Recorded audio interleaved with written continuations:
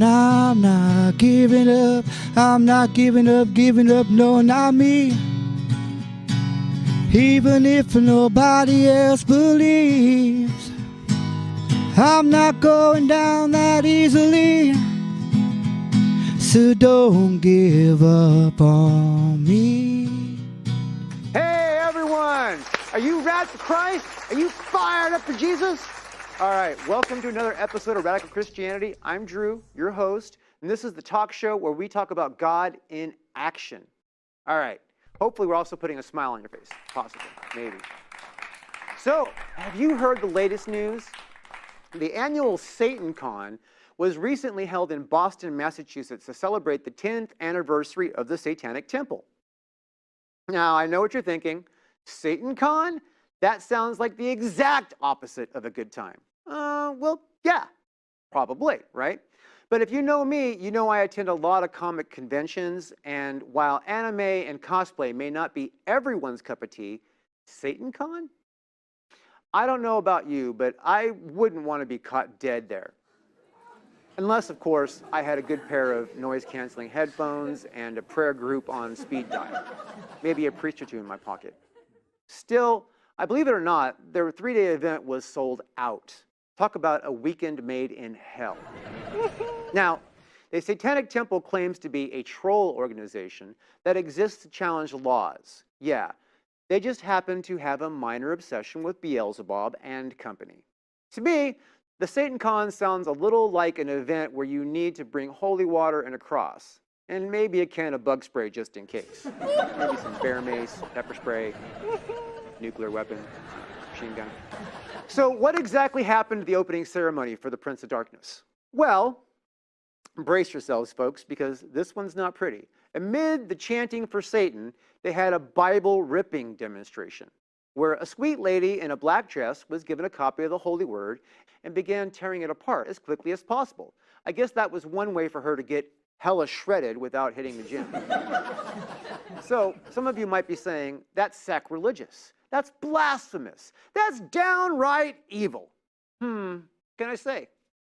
Probably right.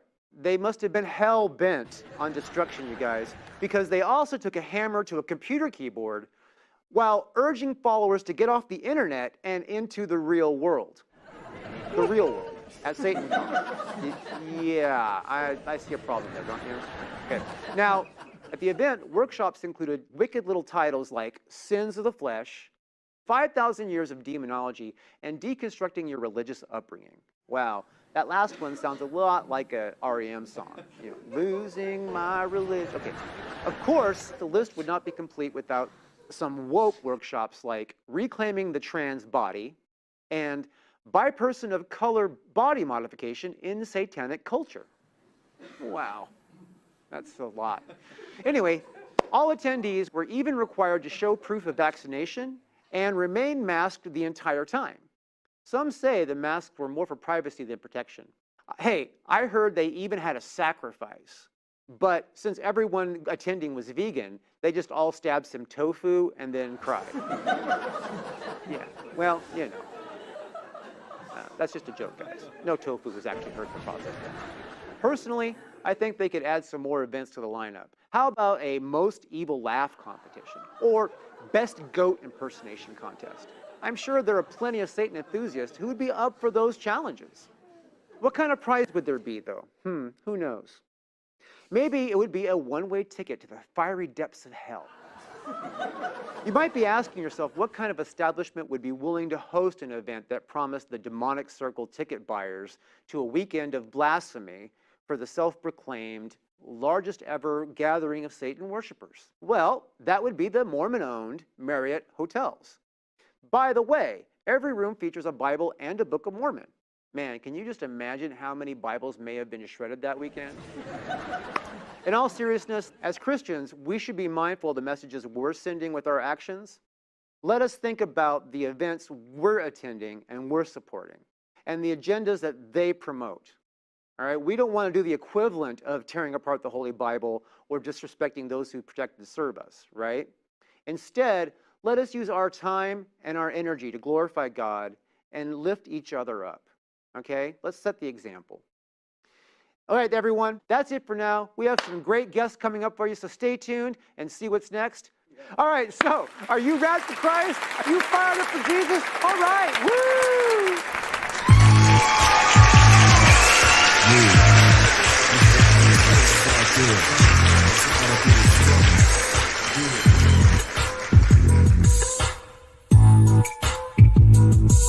Yeah.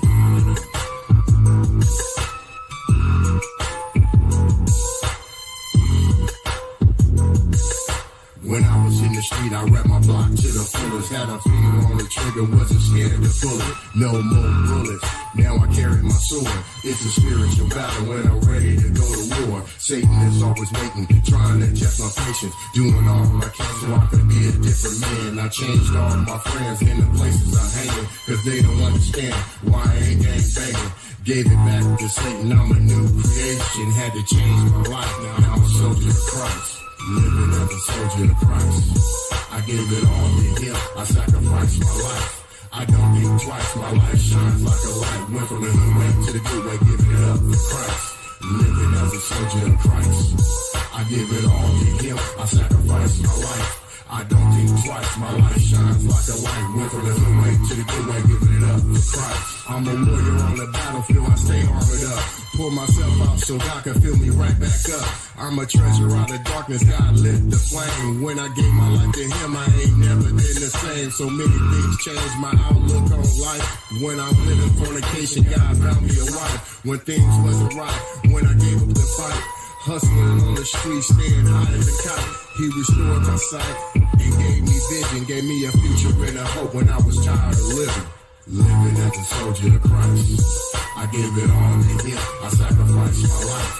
I don't think twice, my life shines like a light. Went from the good way to the good way, giving it up for Christ. Living as a soldier of Christ. I give it all to him, I sacrificed my life. I don't think twice, my life shines like a light. Went from the good way to the good way, giving it up for Christ. The devices of Satan, they got me feeling like I'm trapped. God's Holy Spirit is what inspired me to rap. Laying down these tracks, putting Christ on the map. Jesus stands in the gap, that's why I'm spitting the fact. The enemy's on the attack, but JC's got my back. I used to sell crap, and now I do Christian raps. These rappers need to keep it real. Talking about themselves, but don't even keep it real. Jesus lives, I thought I already told ya. Staying true to the struggle, cause I'm a soldier.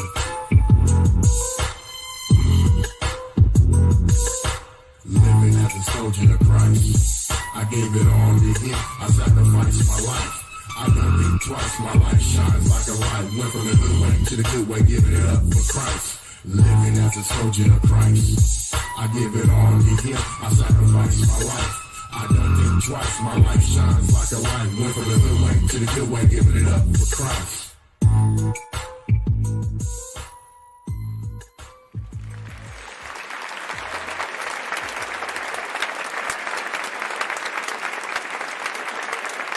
Hey, it's great to see you. Glad you're here. All right. All right. So, Vision. Hey, You got to tell me what that's about. Where'd that come from? Vision. Well, it started back in my recovery days when I was battling with drug addiction, alcohol, and stuff like that. I ended up going to Victory Outreach Recovery Center, and there they got this thing they call blasting, where they get on the streets and they have like the megaphone, and they're talking about Jesus wants you to do this. They're talking about God. But I used to get the megaphone and I used to rap all the time. So they used to call me Living Water. That was the name. They was like, oh, that's Living Water. And then this one guy was like, no, that's Vision.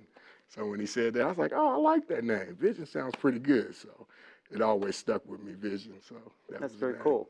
That's very cool. All right, so tell us the testimony here. Where does this all start? The testimony starts. I'm not originally from here. I'm from Oakland, California. I ended up moving out here. My family ended up moving out here from Oakland, trying to get away from the hustle and bustle of the city. And we moved out here, and you know that saying when they say you got to change. It ain't where you at. It's where you have to change yourself.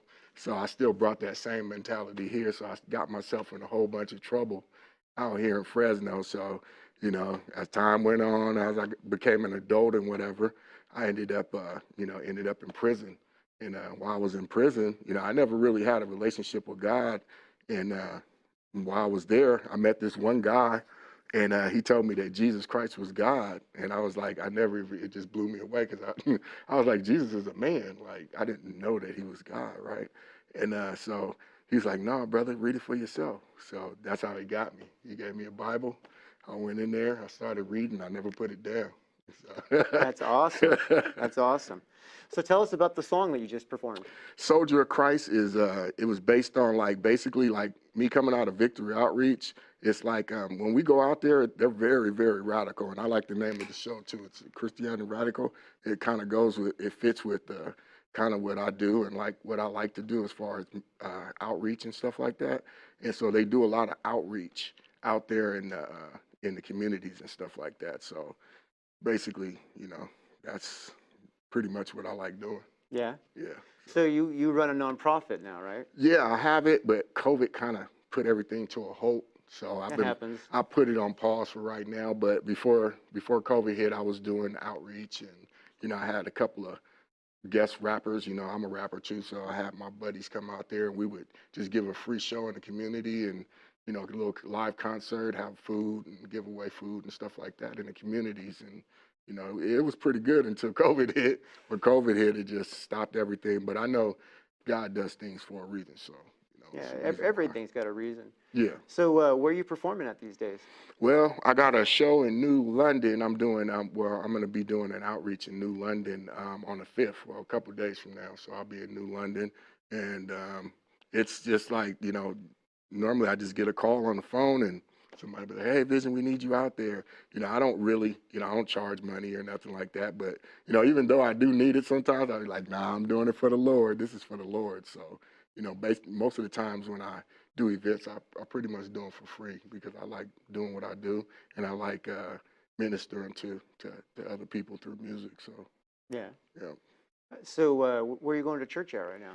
Right now, I'm in between. I'm going to Victory Outreach, and I visit various churches. My friend, he has a church he goes to on the west side, so every now I stop in. But I do a lot of studying. I definitely do that. I watch a lot of T.D. Jakes on YouTube, when I can't make it to church. Right now, my wife is kind of struggling with, sickness. So I've been kind of, trying to stay close, be at home. So I do a lot of studying. So I'm a what do you call it, theologist. So I like to go through the Bible and dissect it and really get the meat out of it and figure, I love doing that. So yeah I'm a Bible theologist. Oh yeah. So. That's awesome. So you got the Vision name from rapping in jail? Or no, that was on the streets. On the streets. Yeah, basically doing doing outreaches and stuff like that. Okay, so you're doing outreaches. Yeah, doing outreaches and stuff like that, and people would, they would always. I had this one rap. It's a long time. I don't even remember the rap, but I was saying something about living water or something like that. So one guy was like, "Your name is Vision." So it was like a big debate, and this one guy, "No, his name is Vision." And so when he said that, it just stuck. It stuck with me.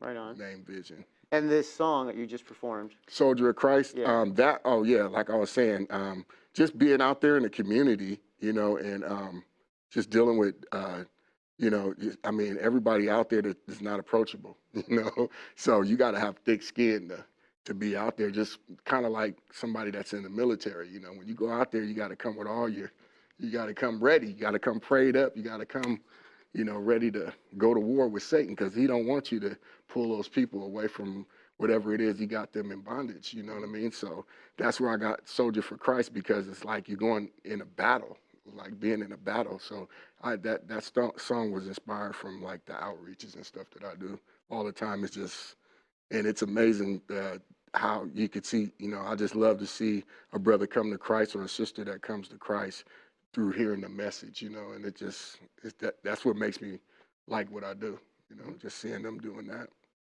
So you got a story from one of the outreaches, something that's pretty amazing? Well, I got some. Well, people don't believe in. I don't want to go too deep, demonic or nothing like that. But I'm not giving Satan no glory or nothing like that. But I actually had an encounter with some supernatural stuff. And at first I wasn't, nah, that can't happen. Well, some guy from out of the blue came up and he started talking some kind of crazy stuff or whatever. And I had a buddy that was right next to me. And I guess the guy was closer because I was walking on the sidewalk. He was walking closer to the streets. And the guy whispered something in his ear. And the guy just took off running, like out of nowhere. I'm like, huh? And then the director of it was called a men's home. He told everybody to get away from that dude, you know. And I'm like, what's going on? Like, it's like, that guy's possessed. Get away from him. Like, don't touch him, you know. And I was like, nah. So we got back to where we were going, and I found the guy that took off running, my buddy. I'm like, man, what's going on, man? What made you run? And he said, he told me everything about my family. He told me everything about my life. And he told me, and that's when I really became a believer. And I was like, okay, you know, we fighting against something that's supernatural. It's not just, you know, what we think it is. It's a real actual battle, you know, going against the enemy. So they often say that the biggest and best trick that the devil ever pulled on mankind was to let us think that he doesn't exist. Right, exactly. And I definitely, that day, I don't know if he wanted me to know that, but when I seen that, that just turned the light on, like, okay, this is serious. This is nothing to play with. And it kind of like, because, you know, when you're in ministry, you're always under attack. It's like a constant, like, I advise anybody out there, if you're going to get in ministry, make sure that you know that you're going to be under attack. It is not easy. You know, it's not an easy thing, even doing this. You know, the enemy doesn't want us to, you know, shine. He doesn't want us to, you know, glorify Jesus. So, you know, my advice would, you know, if you make sure you prayed up, make sure you got a leader that you're under, that you talk to and that you have a relationship with, and, you know, you have a foundation in Christ. I just don't advise, even the gospel rap, I don't, you know, unless you really are grounded in the word of God and you know, you have a spiritual connection with the Lord, you know, to do it.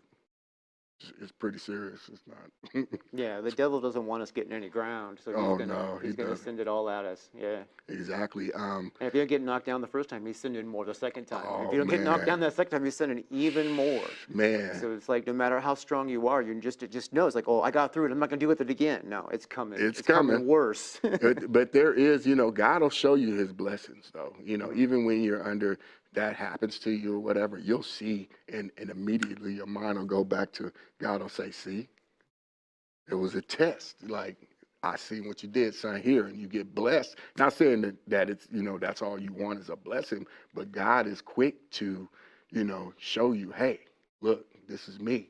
You know, this is what I'm doing for you. You know, you could be out there and be 10 times worse. You know, it's like I really have compassion for people when I walk down the streets and I see those guys that they call them schizophrenic, or they call them something's going on, but I know for a fact that a lot of times that it's a demonic presence hindering these people and they're in bondage, you know, and my heart just pours out for those type of people, man. I really have a heart for people that are homeless and stuff like that. I really do. So, yeah. You know, it is one of those things that's kind of hard to define, because there is like real mental illness, and then there's, you know, demonic possession, which appears like mental illness. Yes. You know, and it would be like, well, how would you determine the two? Well, the obvious determination that you're talking about from your story would be that, you know, this guy knew some stuff. You know what I mean? And only, you know, the devil could know those answers. Right, you know what I mean? right. You know, and then there are some medical ways to distinguish the differences, but to the layman, to the person who doesn't know any different, any better, it could all seem the same. Right. You know? And that's the way Satan wants it. He hides behind illnesses. You know, he'll hide behind stuff like that, so he doesn't make it plain, so you don't mess with him. You know, you don't mess with that person. They don't want you. But you can tell immediately when you start praying and you lay hands on somebody and you call out the name of Jesus, you can tell instantly. There's a drastic change in that person. Because it's like, I tell everybody, like, I was like, this guy was asking me, why do they always say Jesus? What does Jesus do? I said, that's like, okay, the demons, every time you say Jesus, they don't look at it like we look at it as just me saying Jesus. They look at it as he's coming. Like, they don't know when he's coming. We don't know the time or the day when Christ is coming back. So when they hear the name of Jesus, they're petrified because they're like, he could be here, you know. So that's what I tell everybody. I'm like, they don't see it the way we do. You know? Yeah, and that they're terrified of They're Jesus. terrified of him. Yeah, 'cause- We don't take him like serious as we should, but Christ is to be reckoned with. He's a powerful. Yeah, it is definitely a shame. I mean, even in the church, it seems like on Sunday or in the moment, Mhm. you know what I mean? Christians are, they'll get fired up. Right, You know what I right. mean? Just for I the mean, moment. like this yeah. show, our slogan is, are you rad for Christ? Are you Right. fired up for Jesus? Right. And the truth of the matter is like we should be all the time, Yeah, all the time, definitely. and we're not. We're not. I mean, I have my moments where I'm like, I don't feel it. You know what I mean? and then there's a lot of people I know who Right. only feel it like on Sunday. Right. You know what I mean? Right. Like they're in church and they're getting the warm and fuzzies, and Mhm. that's their whole like their Jesus experience. Right. But the truth of the matter is, if you so like, this usually it's not interviewing me, Right. but my life verse and my verse that rules my steps and Okay. walk with God Mhm. is Matthew 16:24. Okay. And that is, if you want to be my disciple, hmm then you need to deny yourself, pick up your cross, and follow me. Amen. Right? and that right there is the one that reminds me Right. over and over and over that it's not about me. No. It's not about me. And if I try to think, oh, I need to do this because of me, I need to do this Right, because I right. want this, and what do I want? What you know what I mean? If I start thinking like that, Right. I'm opening myself up to attack. Oh yeah. It's about what Jesus wants. Like I start my prayers off in the morning about, Lord, what do you want me to do today? What is it? What's your plan for me? Because if I try to make my own plans, it's gonna be disaster. When we try to do it ourselves, it don't work. I tried it many a times. I've been to prison. I went to prison for 3 years, and then after that, I violated parole. Like I went probably 4 months. I had 3 years parole, and I violated every 3 months, all the way until the whole three years was over. So I've been in and out because I was trying to do it myself until I submitted myself to Christ. That's when everything changed. When I stopped trying to do it on my own, that's when everything changed for me. And it's not easy, nothing's easy, you're gonna It's struggle. definitely not easy. You're gonna die. If it was easy, Right. And that's what I was The only part that's easy about the whole thing right. is accepting Him. That's the easy part. The part is that Jesus makes it easy for us to like bring Him in. Right. You know what I mean? And the truth of the matter is that it's logically easy Right. to let Jesus run things. Right. But in this day and age, with the world the way it is, Oh, it's really hard, yeah. But I tell you what, it could be a lot worse. Without Christ, man, I don't even want to imagine myself not in this day and time. I would not want to be without Christ. So many different things that could happen. so many people live with their heart against Jesus. You know what I mean? Yeah. It's like I'm getting old. I've been in this world a while. You know what I mean? Right. Me too. And this last decade, I have seen more resistance, more hatred towards the church than I've ever seen in my entire life before that. People that are just like, they just hate it. It's kind of one of the things that inspired this show, I think, is that people, just want to think all the negativity. And I mean, I understand that there's some churches out there that do some pretty stupid stuff. They're human. Yeah. You know what I mean? You got humans running organizations. There's gonna be flaws. Even in a company or a business that you run, there's gonna be people that's gonna be a-holes. That's just how it is. Right. It's the world. That's how it is. So, but people do that. I really believe, and I wrote a song about that too. It's called "The Church Ain't One." Well, it really goes into saying that, everybody want to blame the church for everything that's going on, but what about the things that you do, or what about the things that we do? And it's like, and I said I got 99 problems, but the church ain't one. I got a whole bunch of other problems going on, has nothing to do with the church, and so it's quick to point the finger at, oh, well, they're supposed to be the good people, but look at them. But I mean, this is a flawed world. People is going to be flawed. Well, yeah, and you know that the devil would take the weakest of us to use as a factor to work against the strongest of us. Right. You know, if you can knock down a whole group because one person's stupid, or because one church is like super, you know, bigoted, or they're like super, you know, protesting, you know, like, I mean, like I think about, I can't think of the name of the church, but the ones that did those huge anti-gay protests, you know what I mean? Yeah. That made everybody look bad. Right. You know what I mean? It's like, I mean, sure, you know, homosexuality is a sin. We know that, But right? you don't, Jesus clearly says, be kind to your neighbor. Yeah, it's Don't not, you know, bash them. it is not our place to Right. convict them. No, It is that's not our place God. to We are convict not the them. judge. Yeah, we are not. We love on them. We accept them for who they are. You know what I mean? We kind of like, you know, try to, like, if they ask questions and they want to know more, we try to share what we can. And, you know, and if we get close to them and they give us the authority to pray for them. to pray for them, they give us the authority to comment on their lives. Right. Then, once we've been given the authority, once we're given the permission, we can be like, hey, you know, the way you're living. Yeah. Yeah. I have family members that are in the community, and man, I love them. I tell them I don't care what, you know, you're in charge of what decisions that you decide you want to make. I may not agree with your lifestyle, but I still love you.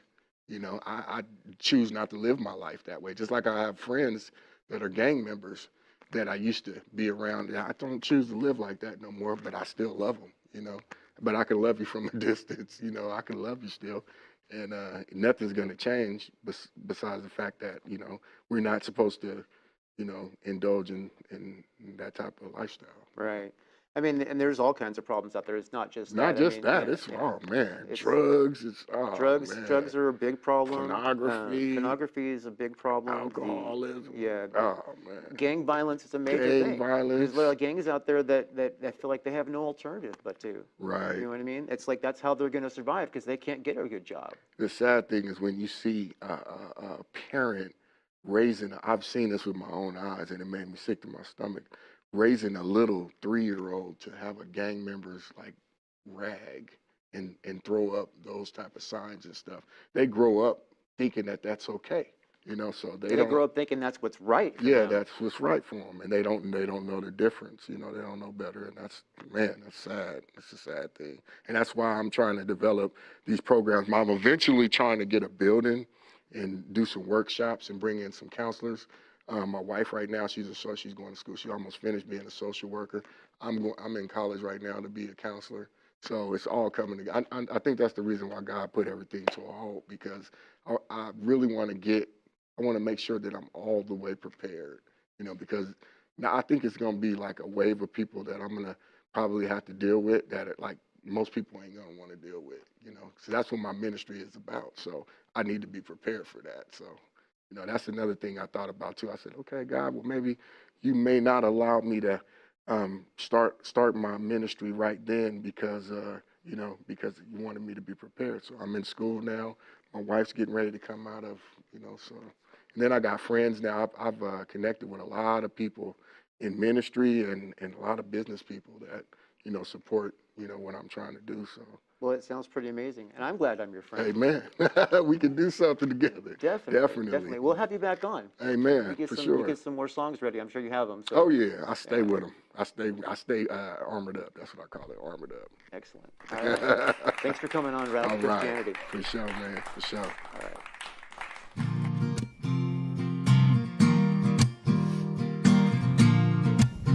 Hi, ladies and gentlemen. It is time for housekeeping. It is not the easiest thing for me to do this, but this show has a pretty good reach. It's been doing really good. This is the what would be the 7th episode of Radical Christianity today, and we operate fully on the generosity of people like you. We need you to present the money to provide that for us so that we can keep this show operating. It is essential, and I think God's telling you that that's the way that you can help, that you can help spread the gospel. I mean, because that's what we do here. We have testimonies, we have things that talk about programs that are going on locally in our area. And, hopefully we're inspiring people and we're reaching people, we're touching hearts. And, we try to get people to find Jesus here, as well as reinforce those who know of Jesus but need to have a closer relationship with him. And we need your help. We need your help. We are not independently wealthy. And this show is part of a ministry called Mystery Christian Media. And you can donate to Mystery Christian Media directly by going to mr-e.org. Or you can find that link on radforchrist.com. That's RAD, the number 4, Christ.com. Radical Christianity can use your support because, we know you're rad for Christ. You're fired up for Jesus, and so are we. And we need those dollars so that we can spread the word and get other people rad for Christ and fired up for Jesus. All right? Thank you. Ladies and gentlemen, this guy is a good friend of mine. I am so glad that he is here for this episode. You're going to love this guy. This guy is not only super warm-hearted, but he has a good sense of humor, and he is a brilliant, brilliant person, and he's doing a lot of great things for the Lord. So, ladies and gentlemen, please give a warm welcome for Daniel Aiello. What's up, man? Good to see you. Have a seat. Yeah. How you been? I've been all right. How you doing, man? I'm doing great, man. Yeah? It's been a good week so far. So far? So far. Now that Easter's over? No. I went, I had a long week before Easter. Easter itself is, busiest day of the year for someone in a church, and went straight down after Easter to Anaheim for the NAMM convention. So spent a few days down there working with my buddies at Ultimate Ears. Came back, had more projects. Then my best friend got married last week. So Josh's wedding, right? Yeah. So it's been a bit of a whirlwind, but I'm glad I get like a week of things slowing down before things get busy again. May's like always crazy. It's graduation season. Oh yeah, you're right. It's going to get really crazy. Very much. Yeah. So it actually looked like we had you on here the perfect week then, because you actually had some time for us. The perfect timing, actually. Excellent. So the way we do things here is we start off with your testimony. So if you could tell the audience what you're all about, who you were, who you are now, and why that happened. Yeah, man. So I didn't grow up in the church. I came from a family struggling with addiction. My parents got divorced pretty early on. I was about 5 or 6. And I think because of that, I had a little bit of twofold issue going on. I think I grew up with a lot of anger, but also grew up with a lot of looking to fit in, looking to be accepted. I've been kind of a weird kid. They told me when I was about 8 or 9 that I had Tourette's. I twitched a lot and all those kind of things. So, as a young kid, you don't know how to fit in with that. Well, it's good you don't blurt out in church. That would I've never had. Okay, so it's always a misconception because thank you, South Park. The first time I had heard anybody other than my doctor talk about Tourette's was watching the South Park Tourette's episode, and I was like, oh, I don't have that kind. But I spent all of high school using that as an excuse when I just say terrible things. Awesome. But so we. My family started attending church around 4th grade. My mom and my now stepdad, but at the time it was just they were just dating at the time. He was in the process of they were on the verge of breaking up. He had a bit of a opiate addiction. And one morning he woke us all up and said, "We're going to church." I was like, "What's church?" He's like, "Get in the car." That was the whole story. So we go to church, and he's detoxing and just having a really rough time. And middle of service, as they're worshiping at the end, he just prays out, "God, I don't want to do this anymore." And he was healed, and he wasn't sick anymore. Stopped detoxing, and from then on, we were church people. And it was just the new normal. It was the new thing. And I was a kid. I didn't really I didn't fully understand it yet. I just knew that. If you start getting all the answers right, then you get free treats. Give you cookies, And so a kid going through kids ministry, loved doing that. When I was in 7th grade, I went to camp, and I accepted Jesus because my friends did around me. I still didn't really know what that meant. I just I kind of went along with it. My buddy next to me raised his hand, so I did too. And I started learning that, like, hey, if I do this church thing, hey, there's one way I can fit in, you know? Like, I fit in with these people, even though I don't understand what they're talking about. Like, I fit in, these are my people. So I just started, you know, basically became a church rat, you know? 7th grade, my youth pastor was like, hey, you want to learn tech? And what that meant was we didn't have a worship team for junior high. It was somebody would turn on a CD, and somebody on stage would lip sync to it. Yeah, it's a trip to think about. Yeah, compared to what you do now. Exactly. So my first project in starting to do tech for church was learning how to fade in the CDs on and off on the soundboard. And they had this giant binder with like 100 different CDs, and I was like, you know what? I'm gonna load them all into the computer with this new thing they called iTunes. So that was my my first trip of like I learning really what it looked like to serve. So I did that all through junior high, through high school, started getting more involved, learning more of the production side of things. Decided to become a musician. Started to learn keys because we needed a keys player, and I was like, well, that's the next step. And really, my sophomore year of high school during spring break, I was playing on the worship team for a camp that we were doing. And it was the first time that I had really heard the gospel explained to me. Because, you know, after 4 years or so of like serving really hardcore and going to church every week, I still felt this like, it was just draining. Like, you feel like you're doing something expecting a reward and you're not getting the reward. Like, that's what I was feeling. And I couldn't explain why. I was like, okay, I'm doing all the things they've told me I should do. Like, I'm reading the Bible because that's what they say to do. I'm learning how to pray. I'm showing up every week. I'm serving people. Like, this should be fulfilling for me, right?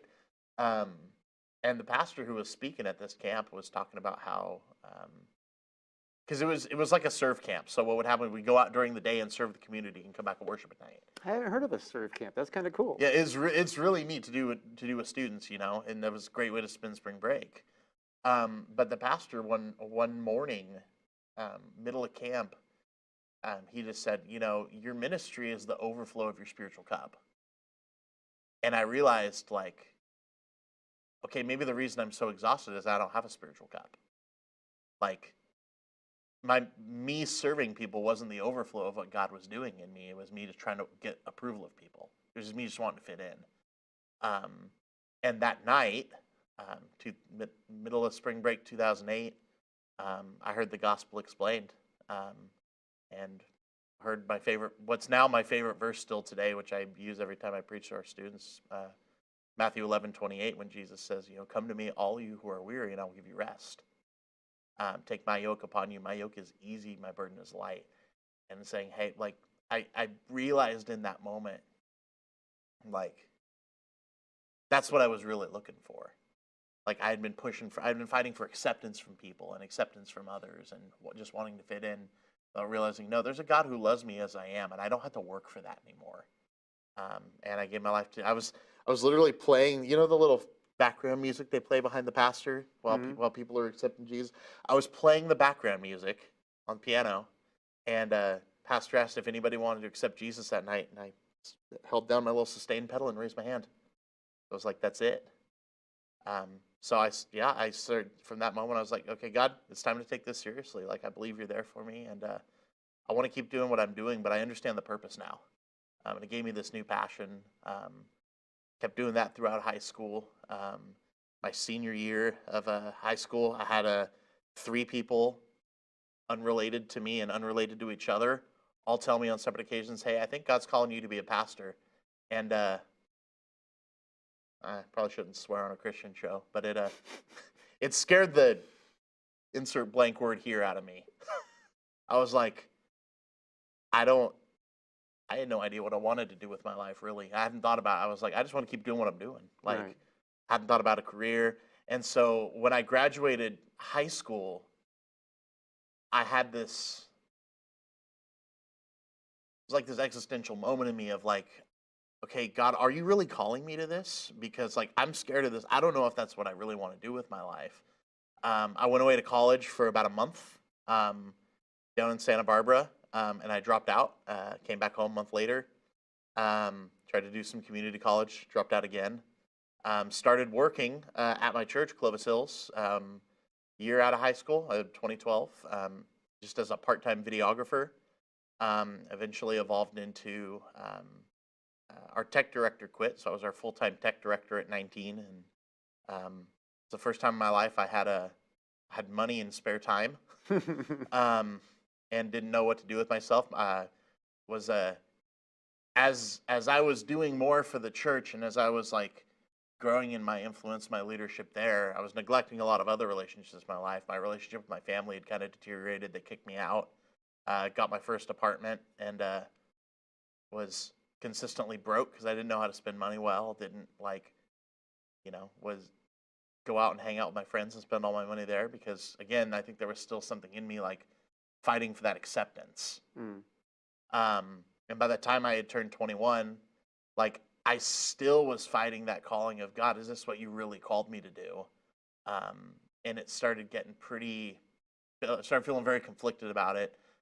Started drinking and partying with a lot of my friends, and that turned into just a pretty rough time of just feeling like I'm spiraling for a while, Right. Were you still working tech at the church? I was still working tech at the church. Yeah. I was still showing up every day, but I was getting like progressively worse at my job because I didn't know if my heart was in it. Like, I was a tech guy, but I was like, well, I don't know if that's what I want to do. Do I want to become a pastor? I had been spending time with our high school ministry a lot, serving there and teaching in there. And I think a lot of people that are in the church wrestle from that very same position. You know what I mean? When you've grown up with it it's all I'd ever known. Right. So I think there might have been a part of me that was like, is there something else for me? Like, did I just like blindly accept that this is the path I have to take? And like, is there anything else? So, I was just all over the place. I was very confused. I was starting to get more frustrated. I never got to a place where I was like doubting God was there. I just started doubting that he cared. I was like, God, I know you're there, but you're not talking to me. And like, this is kind of pissing me off. So like, I don't know what you want to do with me, but like, you better give me an answer real soon because things are falling apart. And in February of 2016, day before my 22nd birthday, they did fall apart. Our pastor Sean called me into his office. He was like, "Hey, I love you, and you're fired." He was like, you got to figure out what this is going on inside you, what all this conflict is in you, and like who you want to be, because like at this point I'm just enabling you, and I can't keep enabling you. And kind of got worse from there for a while. I didn't want to tell anybody around me that I had got fired. I didn't want to tell all the high school students and all my friends, all the people around me. So I enrolled in school down in Southern California for the third time. That way I could just be like, hey guys, God's calling me to move on to school. And that was my way of saying, like, avoiding talking about the issue. So I moved down to go to Christian college and, get a theology degree. September 26. Blew through all my tuition money within like a few months. Like I was still drinking heavily, and now I was like also alone. Like it's pretty tough. In December of 2016, when we went for Christmas break, I packed all my stuff in my buddy's car, drove back to Fresno, and moved in with our youth pastor, one of my best friends, Derek, and lived with him for a few years, and really got to a place, I'd say like it was about another year or so until about February of 2018, when I finally got to a place of like, okay, God, like I keep trying to do this my own way and it keeps failing. So it's time for me to just do it your way. So I give up. I'm gonna do what you tell me to do. I'm gonna keep loving people and serving people and trying to do the right thing. Got sober. So it's been a little over 5 years. Began to try to like repair a lot of the bridges I had burnt on my way out and a lot of the relationships I had fractured.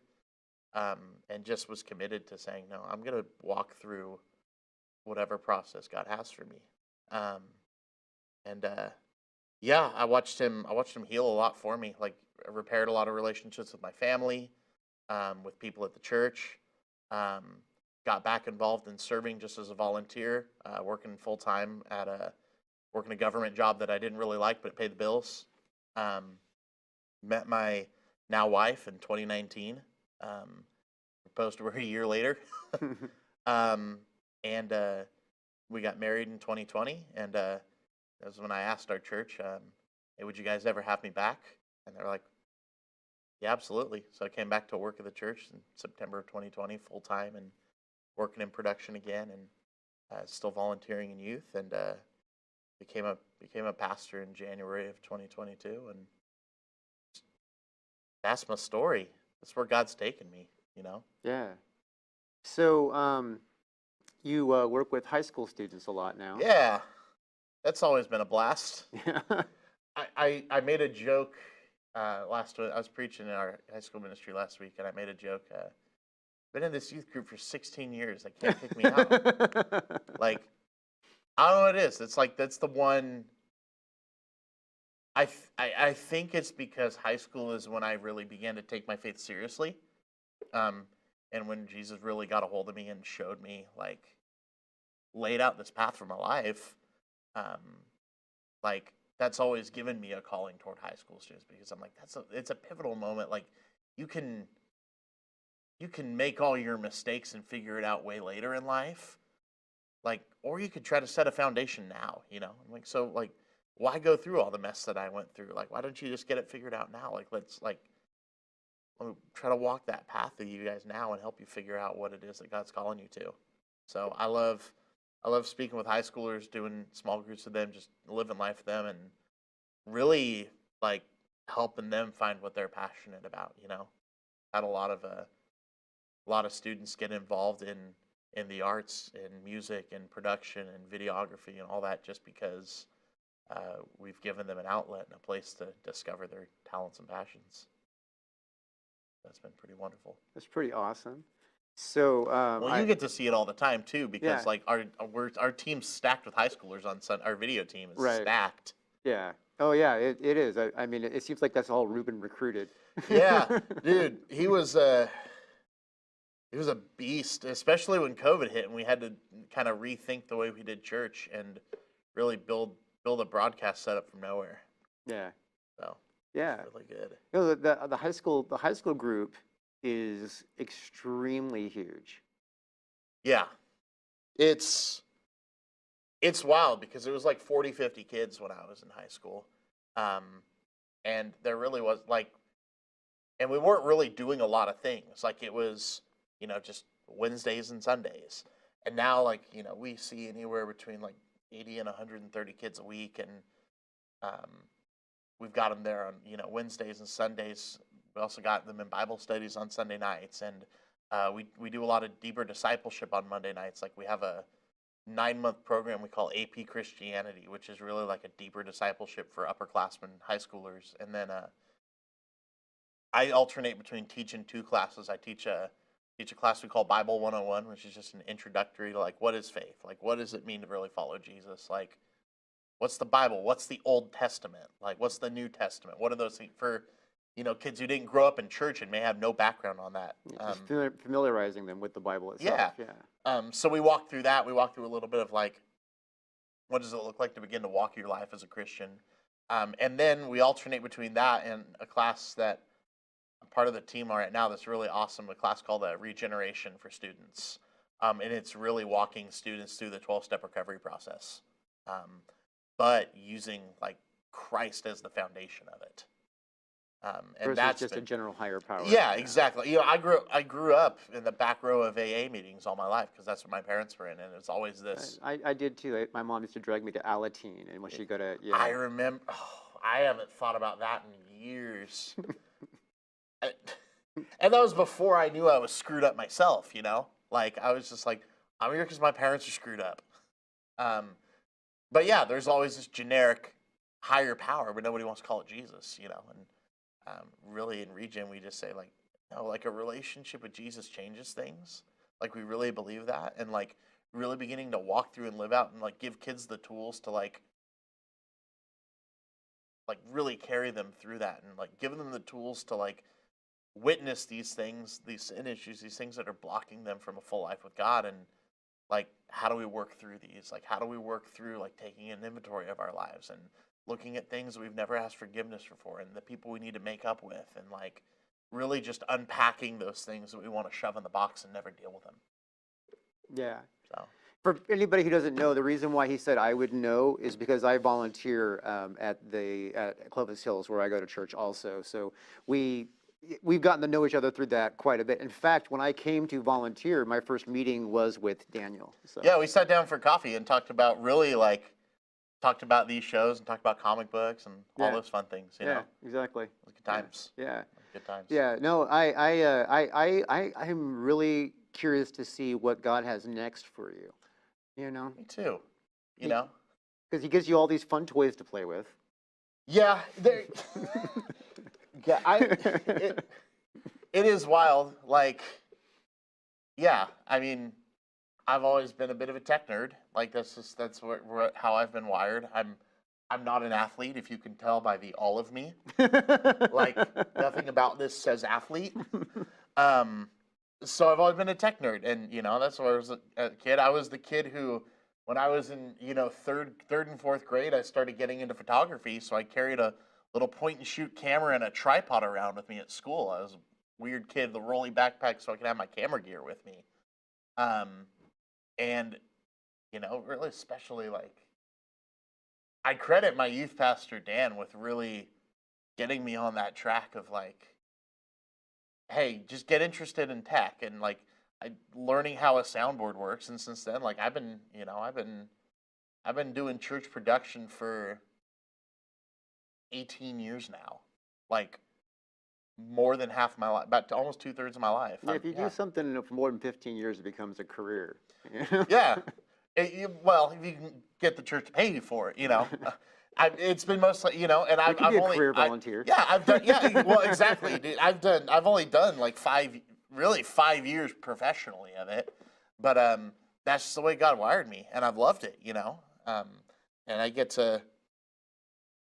It's what's cool about it is, especially since we started church online about 3 years ago when COVID hit.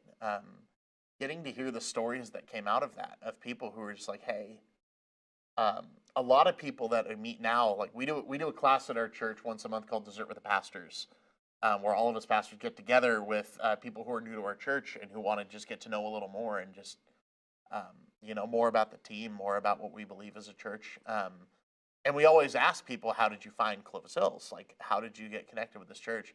And I would say like 7 times out of 10, most people who were there said, hey, before we came here, we watched online for like 2 or 3 weeks. It's the new front door. Like, I mean, it's because part of it's like just the consumeristic nature of our society, but you get to almost test drive it a little bit. And it's been cool to get to be a part of that front door and realize like, yeah, I get to have fun playing with cameras and microphones and lights and sound and all that cool stuff all week. But like, it's the front door for people getting to hear the gospel, and really give them a glimpse into like, hey, what's this community about? So yeah, it's last. Yeah. There is a real unknown future into how online church is going to be. I mean, it's already like revolutionized to a degree, but it has. But I always say this, like, the thing I love about that conversation with people who have started online and then we get to meet them, like, there is something. It's really so like I love church online because like if I'm out of town, if I'm not feeling well for a week and stuff, I still feel like I'm connected with my community. But like my community is where we are together. I still like I'm a firm believer that like it'll never replace the actual gathering as much as people want it to. Mm-hmm. Like it's an introvert's dream. Like my wife loves it. She's an introvert. But like there's something about like, hey, like this drew me in and this helped me feel like hey, this is something I think I could belong to. These are people I feel like I could belong with. And then they come and experience it for themselves. And I'm not saying, like, I'm not knocking church online. Like, I love it. It's been great. But there's something, the future's both and. I think at the beginning of COVID, there were a lot of people who thought, like, it's either or, you know? And there was this prediction of, like, oh, we're going to have more people online than in the room, you know? And it was like that for the first year. And as people were coming back and, you know, getting used to being out of the house again. But now, like, our church in the building now is bigger than we were before COVID. Yeah, it's funny because I was volunteering at the church like a year before there was anybody in the building but us because I came during COVID. It was wild. And I will say, like, COVID sucked. Like, well, you know, we can agree COVID sucked. But I got to turn a 1,000-seat auditorium into a TV studio for a year. It was kind of cool. Yeah. Like, there were some fun things as a tech person, like feeling like we were the only ones in the building, was the creative team. Like, everybody else was working from home and staying away. And so we had kind of created this bubble with the creative team of, like, these are our people, like, you know, if one of us catches it, the whole thing's going down. But these are our people. There's not 1,000 people in here. And we really, so I know a lot of churches in our area, like, would try to doing the thing of pre-recording church, which we did on a couple for special occasions just to have fun. But we were very adamant from the beginning of, we didn't pre-record church. We just went live to an empty room because we were like, the Bible says, let us not get out of the habit of meeting together. Right. Like we didn't want it to ever be the time of, like, oh, well, now the doors are open and we're so not used to every Sunday in the room being a thing. And it just felt more natural that way. It was weird it was great to be on the back end side. It was weird anytime I was in front of the camera during COVID. I preached a message to an empty room like 3 times. And that, or like leading worship, like being in the band, like playing to a bunch of cameras in an empty room. We got like a full light show going on and nobody it was weird, man. And on top of that, the transition where we were online only in the sanctuary, but then out in the lawn. No, the outdoors, man. That is the biggest part that I don't miss. Figuring out, we're going to do church online and then go figure out how to do it outside right after. That was, well, I will say my favorite, like, back in the building moment, it was that brief window in, like, June, July of 2020 where, like, we were like, is it safe now? Maybe we can come out of our houses before it all got locked back down again. Right. And we did a night with our high schoolers we called Homecoming. And, you know, these were kids who, you know, a lot of very core kids on our team, like, they lost their senior year. Yeah. You know, they lost their senior prom, their grad night, their graduation ceremony. There were a whole lot of them, too. The things that a lot of them had worked, you know, for 12 years toward, you know, for, like, since elementary school. And the way that we watched the kids who stayed connected with us, even them still struggle to hold through it. Like, it took a serious toll on our students' mental health. We did something early on during the pandemic where we did a virtual scavenger hunt. So what we did is when COVID locked everything down, we got a list of about 130 students that were in our system that had come sometime in the last year. And we got all their addresses. We plotted them all out on a map. And we went and delivered these manila envelopes to all of their doorsteps. We drove to 130 houses, delivering some manila envelopes with gloves on. And inside, it had like a little scavenger hunt list, and we put them all on teams, and we did the quarantine games. And so our students would get together during the week on Zoom to do like group challenges, group activities, send in videos together to complete the challenge, and then we'd do a live award show every Saturday night, like where the race were. And it was some of our kids, like, it was their lifeline in that season of like, hey, like, my church family still sees me and still loves me and cares about me, even though they're like, we can't be in the same room together. I'll tell you, like, when we walked into that room for Homecoming, that's probably the most unforgettable night of youth ministry I've ever had in my life. Like to watch the way God moved in that room that night of like we've been apart for so long, but we're still all together in this. That's just incredible. That is awesome. Daniel, I want to thank you for coming on Radical Christianity. And you know Blessed, what? man. I want everybody to know, if they don't pick up on it, you are rad for Christ. You're definitely fired up for Jesus. That's all I know, man. I don't know anything else other than talking about Jesus and serving people. That's what I do. That is not a bad thing at all. Not at all, man. All I right. appreciate you. Yeah, definitely. Good to see you again. Yeah.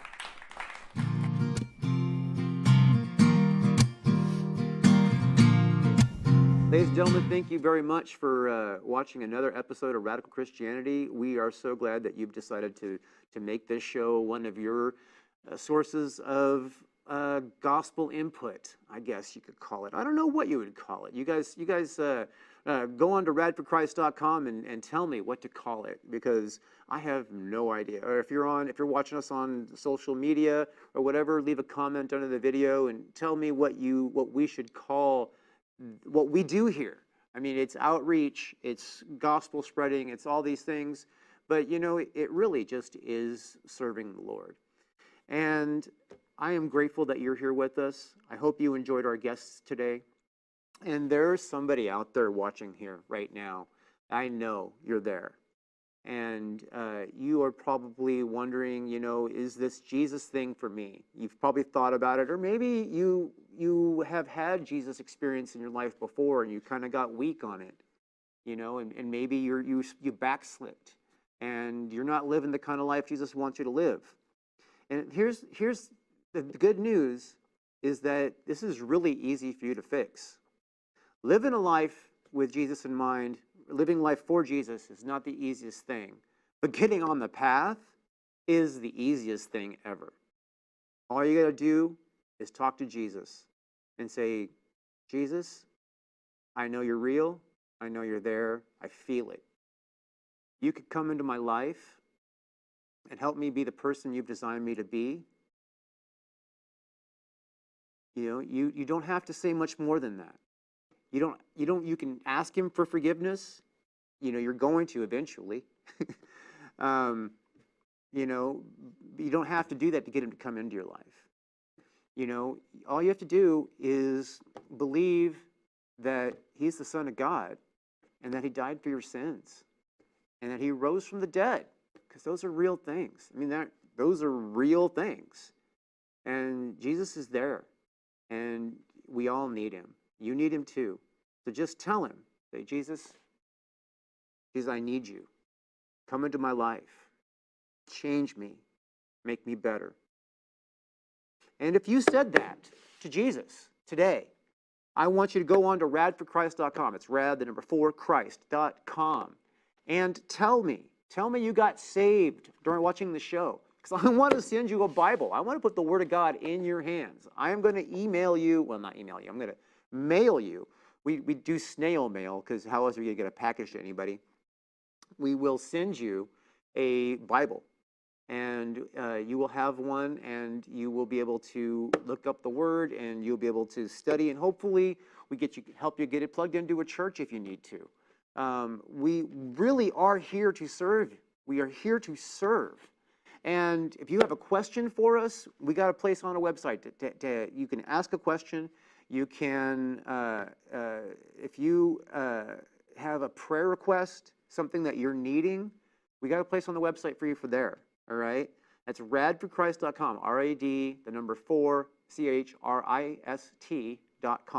All right, and I hope that I hear from you, and I want to know, even if you're just another person who's rad for Christ, fired up for Jesus, I'd love to hear from you. All right, and this thing is really important. Never forget this. Jesus Christ loves you, and so do I. Thank you for watching Radical Christianity. We'll see you next time, all right? Woo! And I'm not giving up.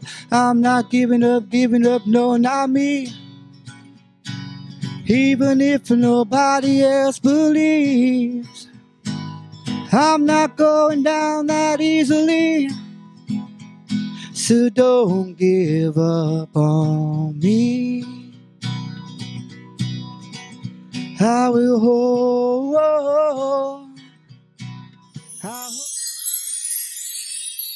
It's a mystery.